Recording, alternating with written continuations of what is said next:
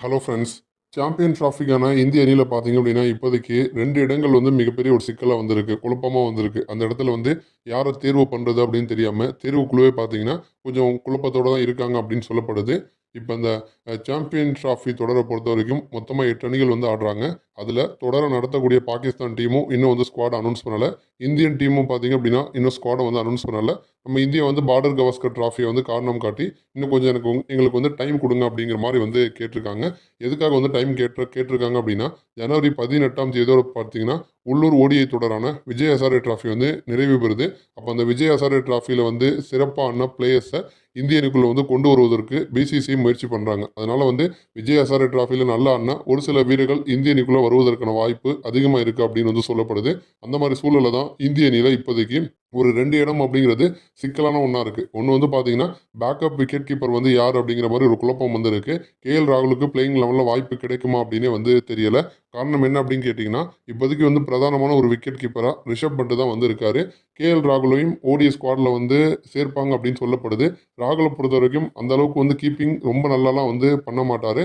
அதே மாரி ராகுல வந்து உள்ள கொண்டு வராங்க அப்படின்னா, ஒரு பேட்டரா தான் வந்து ராகுல் வந்து யூஸ் பண்ணலாம் அப்படின்னு பார்ப்பாங்க. அப்படி பேட்டரா யூஸ் பண்றதுக்கு ராகுல தாண்டி வேற ஒரு பிளேயருக்கு கூட வந்து வாய்ப்பு வந்து குடுக்கலாம். அப்போ வந்து ஒரு முழு முழு நேர பேக்கப் பிளேயரா, விக்கெட் கீப்பர் பேட்டரா ராகுல் வந்து யூஸ் பண்ணுவாங்களா அப்படின்னு வந்து தெரியல. ராகுல வந்து ஒரு பேட்டர் லிஸ்ட்லயே வச்சுக்கலாம். பட் இவர தாண்டி வேற யாரு பேக்கப் விக்கெட் கீப்பர் அப்படின்னு பார்க்குறப்ப 3 பேர் வந்திருக்காங்க. சஞ்சு சாம்சன், இசான் கிசான் மற்றும் துருவ் ஜுரல்.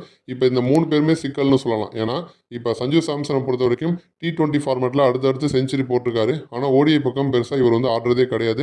இப்ப இவர் வந்து டச்லயும் இல்ல அப்படின்னு சொல்லலாம். ஏன்னா வந்து இப்ப நடந்துட்டு இருக்க விஜய் ஹசாரே டிராஃபிலையும் அவர் வந்து கலந்துக்கல. அப்போ வந்து ஓடிஐ கிரிக்கெட்டுக்கு சஞ்சு சாம்சன் வந்து இன்னும் ரெடி ஆகல அப்படின்னு தான் நம்ம வந்து சொல்லணும். இது ஒரு புறம். இன்னொரு புறம் பார்த்தீங்க அப்படின்னா, இசான் கிசானை பொறுத்த வரைக்கும் இதுவரைக்கும் 27 ஓடிஐ போட்டியில் அவர் வந்து ஆடியிருக்காரு. 42 ஆவரேஜோட ஒரு இரட்டை சதம், 7 அரை சதம் வந்து அடிச்சிருக்காரு. ஒட்டுமொத்தமா 933 ரன்களை பார்த்தீங்கன்னா இவர் வந்து குவிச்சிருக்காரு. இந்த இப்போ நடந்துட்டு இருக்க விஜய் ஹசாரே டிராஃபியில் 7 இன்னிங்ஸில் 316 ரன்களை வந்து அடிச்சிருக்காரு இசான் கிசான்.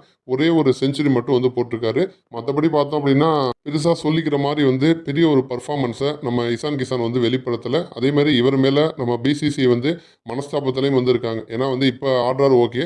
பட் வந்து இவர் வந்து கடந்த வருஷம் வந்து ஒப்பந்தத்திலிருந்தே தூக்குனாங்க. ஏன் அப்படின்னா லோக்கல் போட்டிகளில் முதல் தர போட்டிகளில் இவர் வந்து ஆடுறதே வந்து கிடையாது. அந்த ரீசனால பார்த்தீங்க அப்படின்னா இவரை வந்து சேர்ப்பதற்கான வாய்ப்பு வந்து குறைவு தான். அப்போ டேரெக்டாக துருவ் ஜுரலுக்கு தான் வாய்ப்பு அதிகமாக இருக்குன்னு சொல்லப்படுது. துருவ் ஜுரலை பொறுத்த வரைக்கும் ரிஷப் பண்டுக்கு ஒரு பேக்கப் பிளேயராக டெஸ்ட் அணியில் அவர் வந்து இருக்காரு. பட் வந்து ஓடிஐக்கு அவர் வந்து செட் ஆகிறா அப்படின்னு வந்து தெரியாது. செட் ஆனாலும் ஆகலைனாலும் அவர் தான் வந்து போட்டாகணுங்கிற ஒரு கட்டாயத்தில் இப்போ வந்து பிசிசி வந்திருக்காங்க. இன்னொரு புறம் கடந்த 2023 உலகக்கோப்பை தொடரில் குல்தீப் யாதவ் இந்திய அணியில் வந்து ஒரு பிரீமியம் ஸ்பின்னராக வந்து இருந்தார். ஆனால் இப்போ அவருக்கு வந்து காயம் ஏற்பட்டு கொஞ்சம் கொஞ்சமாக சரியாயிட்டு வராரு. இன்னும் வந்து முழு உடல் தகுதியோடு இருக்காரான்னு தெரியல. இன்னும் ஒரு வாரத்தில் அவர் வந்து உடல் தகுதியை நிரூபிச்சே ஆகணும். ஒருவேளை குல்தீப் யாதவ் இல்லைன்னா அது இந்திய அணிக்கு பெரிய ஒரு பின்னடைவு. அப்போ அடுத்த ஆப்ஷன் யார்கிட்ட போவாங்க அப்படின்னா நமக்கு வருண் சக்கரவர்த்தி மற்றும் ரவி பிஷ்னாய் 2 பேரும் வந்திருக்காங்க.